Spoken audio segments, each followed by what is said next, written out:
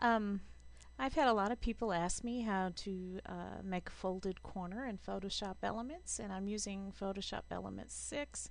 I'm really nervous having people hear me on the internet for the first time, and I feel like I'm not talking right or talking well, but let's make a go of this. Um, I have two pieces of paper that I recently made, already brought into my program, a green one on the lower level and a brown one on the upper level. The green one is going to be showing through after the corner is folded. The first step is to take the polygonal lasso tool and draw a triangle in the corner, which means you're just going to click once in each of the corners of the triangle. Actually, it's okay to go outside into the gray area when you're selecting to ensure that you've captured all of the paper area.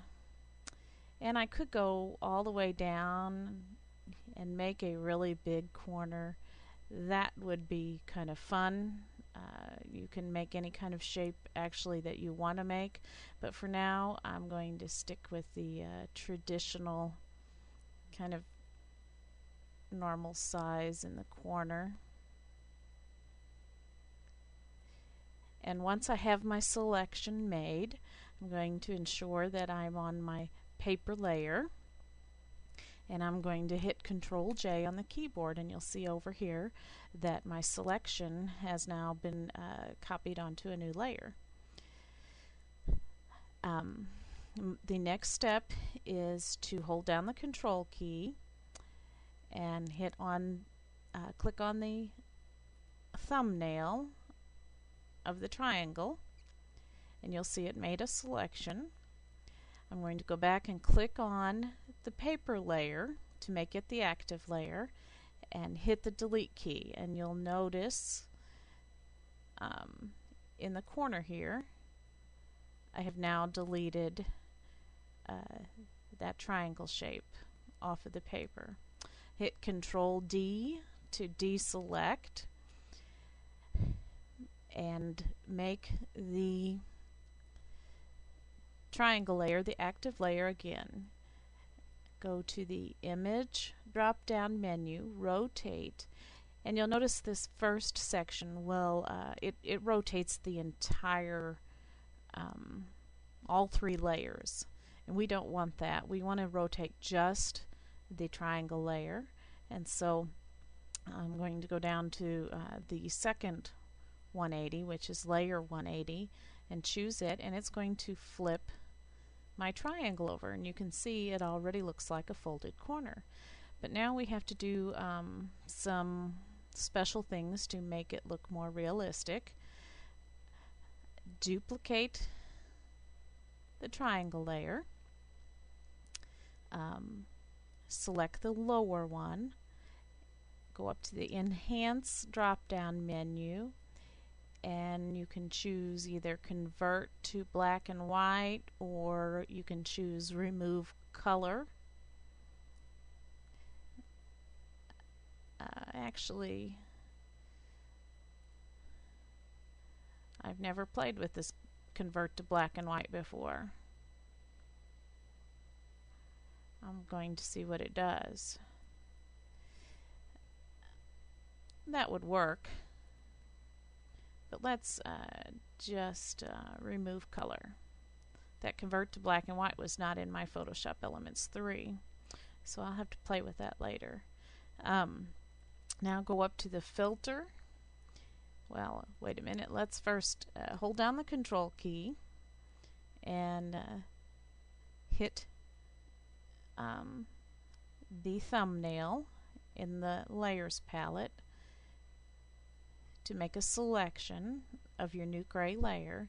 Then go up to the Filter drop down menu and go to Blur, Gaussian Blur, and now the corner I'm aware is because I'm zoomed in, see I'm at 100%, is way up here, so I have to pull it down so that I can see it in the preview. Where are you? There it is, and I'm going to hit this little minus sign to zoom out just a little bit. But then you can just move the slider, and you can see that's obviously way too much, until you come to an acceptable amount of blur on the edge. I think for different size elements, the radius is going to be a different size, and you know, a lot of it's personal preference too. Hit OK. And what we're doing here with this gray layer is actually making a custom drop shadow. Go down to the smudge tool, and before we do that, let's zoom in on this area using the magnifier so that you can see what I'm doing better. Now activate the smudge tool and make sure your gray layer is the active layer, and what we're doing is we're going to be actually editing this gray layer here, but the brown layer is over it. Oh, let me hit deselect. I don't want to have that selected anymore. And I'm just going to smudge out the shadow, the drop shadow. Now, if you get too much out, you just run over it and you smudge it back in. Now, what you want to do is have a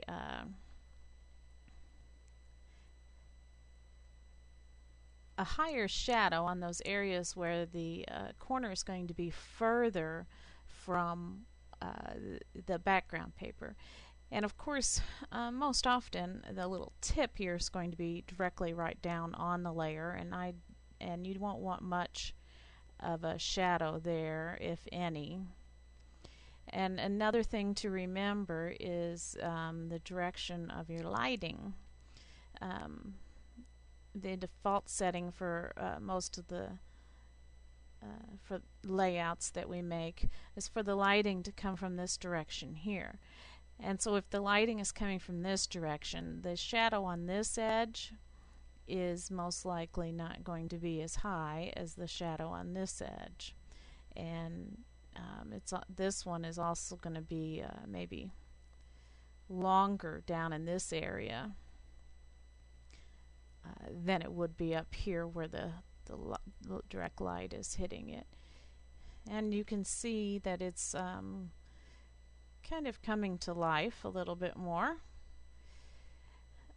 And once you get a shadow that you like, see down here on this area there's going to be no shadow either, because that's where the paper is folding and is real close to each other. So basically on both ends there's not going to be much of a shadow.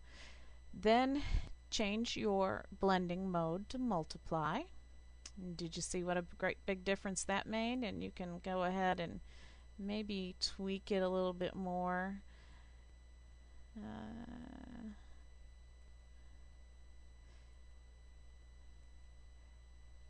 There. And lower the opacity a little bit until it looks just about right. The next step